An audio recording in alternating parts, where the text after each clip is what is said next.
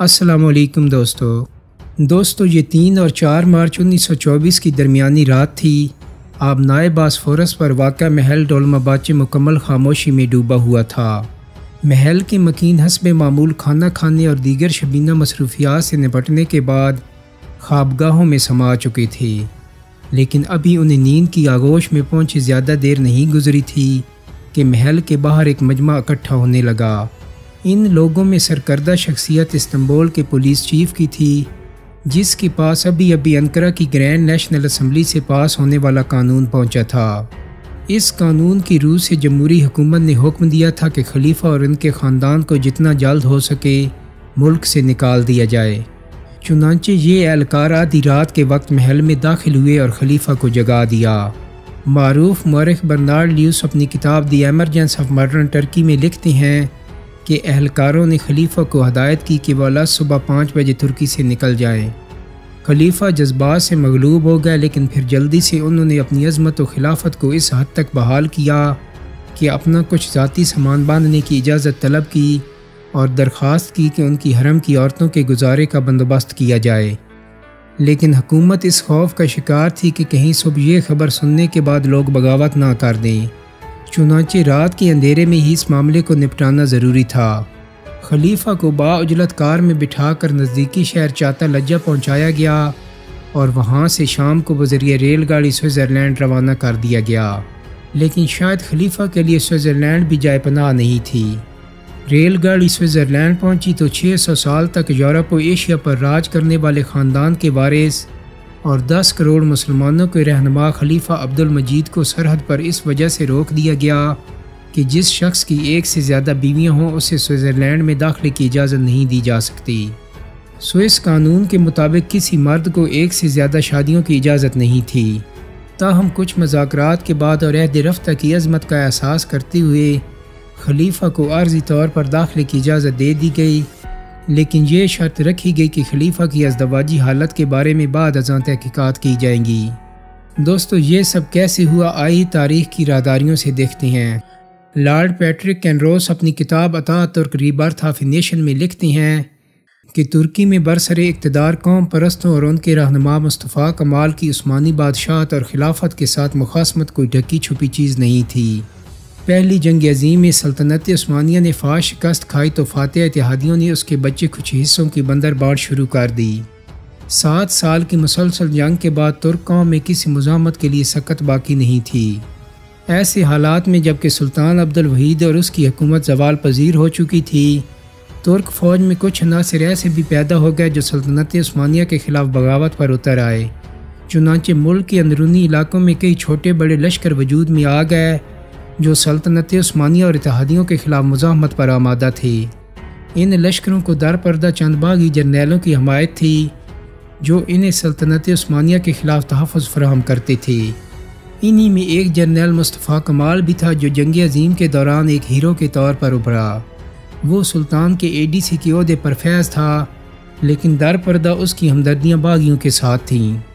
دوستو انسان کا وقت برا ہو تو صحیح فیصلے بھی غلط ثابت پڑتے ہیں، اور ایسا ہی کچھ سلطان عبدالوحید کے ساتھ بھی ہوا۔ سلطان نے اپنی حکومت اور اتحادی قوتوں کے ساتھ مشاورت کے بعد فیصلہ کیا کہ ملک کے طول و عرض میں چلنے والی ان بغاوتوں کو کچلنے کے لیے کسی افسر کو وہاں بھیجا جائے جو مقامی سطح پر ان مزاحمتی قوتوں کے ساتھ نپٹ سکے۔ لارڈ پیٹرک نے لکھا ہے کہ اس اہم مہم کے لیے جب نام طلب کیے گئے تو کسی نے مصطفیٰ کمال کا نام تجویز کر دیا۔ حکومت کو ان پر اعتبار نہیں تھا، اس لیے کچھ دنوں تک یہ کشمکش چلتی رہی کہ انہیں گرفتار کر کے جلا وطن کیا جائے یا گورنر بنا دیا جائے۔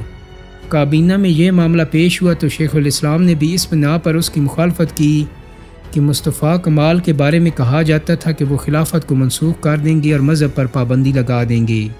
تاہم کابینہ نے 30 اپریل 1919 کو اسے گورنری کا پروانہ دے کر شورش زدہ علاقوں میں بھیج دیا۔ اس فیصلے کا نتیجہ وہی ہوا جو ہو سکتا تھا۔ مصطفیٰ کمال نے اناطولیہ پہنچ کر تمام باغی گروہوں کو اپنی قیادت میں اکٹھا کیا اور جنگ آزادی کا اعلان کر دیا۔ انہوں نے کریا گھوم کر جلسے کیے اور عوام کو اپنی حمایت پر آمادہ کیا۔ دریں اثنا حکومت کو کمال کی ان سرگرمیوں کی خبر ملی تو اس کی تقرری کو منسوخ کر دیا گیا اور فوج کو حکم دیا گیا کہ اس کے احکامات پر عمل نہ کرے۔ لیکن اب دیر ہو چکی تھی۔ فوج کا ہر جوان اب مصطفیٰ کمال کو ہی اپنا قید سمجھتا تھا۔ لارڈ ایورسلی نے دا ٹرکش امپائر میں لکھا ہے کہ دوسری طرف اپریل 1990 میں سان ریمو کے مقام پر اتحادیوں اور سلطان کے نمائندوں کی کانفرنس ہوئی، جس میں شام کا علاقہ فرانس جبکہ عراق و فلسطین کا علاقہ برطانیہ کو دے دیا گیا۔ ترکوں کے مرکز اناطولیہ کے حصے بکھرے کر کے اسے یونانیوں، اطالویوں اور آرمینیوں میں بانٹ دیا گیا۔ اس معاہدے پر اگست 1920 میں اتحادیوں اور عثمانی سلطنت کے وزیر اعظم داماد فرید پاشا نے دستخط کیے اور یہ معاہدہ سیورے کے نام سے مشہور ہوا۔ یہ معاہدہ عملی طور پر ترکی کے لیے موت کا پروانہ تھا، لیکن سلطان کے پاس اسے قبول کرنے کے علاوہ اور کوئی چارہ نہیں تھا۔ برطانیہ کے وزیر جنگ ویسٹن چرچل کے بقول اس معاہدہ نے نفرت کی اس آگ پر جو مغربی دنیا نے اپنے رویے سے ترکی میں بھڑکائی تھی تیل کا کام کیا۔ یوں مصطفیٰ کمال کو اتحادیوں اور سلطان کی فوج کے خلاف مزاحمت کے لیے وسیع تر عوامی حمایت میسر آ گئی، اور اس نے پے در پے مہمات کے بعد پہلے سلطانی فوج کو شکست دی اور اس کے بعد یونانیوں کو شرمناک ہزیمت کا چہرہ دکھا دیا۔ اس کے ساتھ ساتھ اس نے اپنے اقدامات کو قانون کے دائرے میں لانے کے لیے انقرہ میں اپنی نئی قوم پرست پارلیمنٹ کا افتتاح کر دیا۔ ملکی سطح پر تو یہ قیادت پہلے ہی مقبول تھی، اب بین الاقوامی سطح پر بھی اسے تسلیم کیا جانے لگا تھا۔ جنگی اور سفارتی محاذ پر مصطفیٰ کمال کو جو کامیابیاں حاصل ہوئی تھیں، ان کے بعد وہ عملی طور پر ترک ریاست کا سربراہ بن چکا تھا۔ عوام سلطان عبدالوحید ششم کو مکمل طور پر فراموش کر چکے تھے۔ آخر صورت یہ ہو گئی کہ قسطنطنیہ میں بھی سلطان کا اقتدار برائے نام رہ گیا۔ قوم پرستوں نے شہر کی انتظامیہ اپنے ہاتھ میں لے کر خود فیصلے کرنے شروع کر دیے۔ انقلاب سے بغاوت کرنے والوں کو پکڑ پکڑ کر سزائیں دی جانے لگیں۔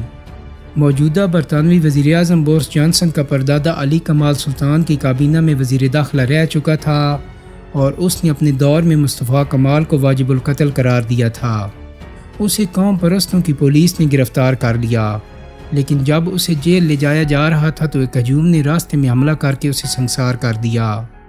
دوستو، علی کمال نے بطور ایک شاعر اور صحافی اپنے کیریئر کا آغاز کیا تھا۔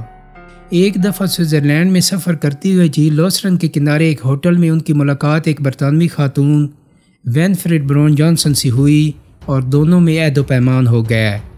وینفریڈ علی کمال سے شادی کرنا چاہتی تھی، لیکن وہ اس شادی کو لے کر مذہبی مشکلات سے آگاہ تھے اور اسی لیے ہچکچا رہے تھے۔ تاہم اگلے سال ان کی سوئٹزرلینڈ میں دوبارہ ملاقات ہوئی اور انہوں نے شادی کا فیصلہ کر لیا۔ اب مسئلہ یہ تھا کہ ایسا قاضی کہاں سے ملے جو ایک مسلمان اور عیسائی کی شادی کروانے پر راضی ہو۔ کچھ تردد کے بعد یہ مسئلہ بھی حل ہو گیا اور لندن کے ایک چرچ میں ان کی شادی ہو گئی۔ یہ واقعہ 1903 کا ہے۔ شادی کے بعد علی کمال کے ہاں ایک بیٹا پیدا ہوا جو چند مہینے سے زیادہ نہ جی سکا۔ اس کے بعد ایک بیٹی سلمہ اور ایک بیٹا عثمان علی پیدا ہوئے۔ عثمان علی کی پیدائش کے بعد وینفریڈ بھی زیادہ نہ جی سکیں اور علی کمال بھی مالی مشکلات کا شکار ہو گئے، چنانچہ وہ بچوں کو ان کی نانی مارگریٹ جانسن کے پاس لندن چھوڑ کر خود استنبول آ گئے۔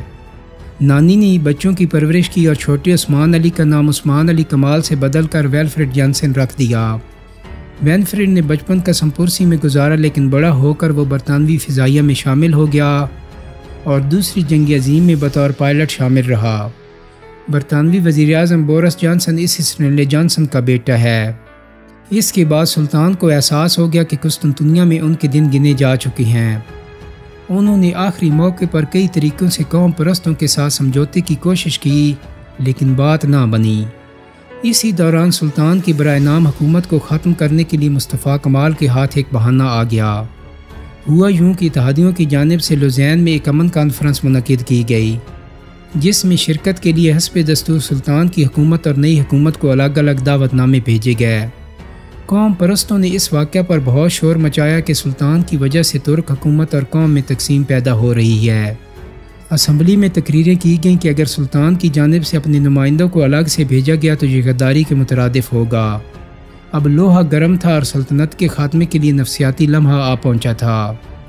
برنارڈ لیوس کے مطابق 1 نومبر 1922 کو مصطفیٰ کمال کی اسمبلی میں ایک قانون پیش کیا گیا، جس کی روح سے سلطنت اور خلافت کو الگ الگ کرنے کا فیصلہ کر لیا گیا۔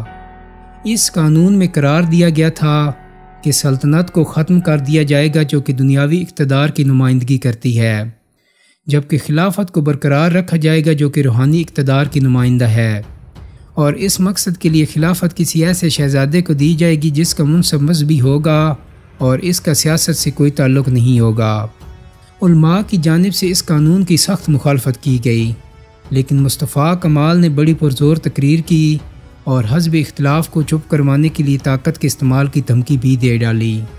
اس کا کہنا تھا کہ اس معاملے پر اسمبلی کے ارکان اور دیگر احباب اگر قدرتی طریقے سے نظر ڈالیں تو میرا خیال ہے کہ وہ مجھ سے اتفاق کریں گے۔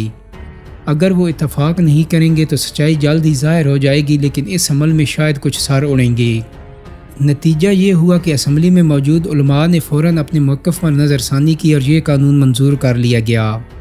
کمال کے بقول جو سلطنت عثمانیہ کے زوال کے بعد اس کی تجہیز و تکفین بھی مکمل ہو گئی۔ کنروز کے بقول اس دوران سلطان اپنے محل میں ہی رہا جبکہ اس کا بہت سا عملہ اسے چھوڑ گیا۔ کمال نے اسے بزور قوت اس لیے معزول نہیں کیا کہ اسے عوام کی برہمی کا اندیشہ تھا۔ چند دن بعد سلطان نے برطانوی سفیر رمبولڈ کو طلب کیا اور اسے اپنی امداد کی یقین دہانی چاہی۔ رمبولڈ نے اسے بتایا کہ اب برطانیہ صرف انقرہ کی حکومت سے ہی معاملہ طے کر سکتا ہے، تاہم اس نے وعدہ کیا کہ سلطان کی زندگی کو ہر صورت تحفظ فراہم کیا جائے گا۔ 10 نومبر کو سلطان جمعہ کی نماز کے لیے مسجد گئے تو امام نے اپنے خطبے میں عظیم بادشاہ اور شاہی خاندان کا نام نہیں لیا، بلکہ صرف امیر المومنین کا اور خلیفہ کا ذکر کیا۔ اس نماز کے فوراً ہی بعد سلطان نے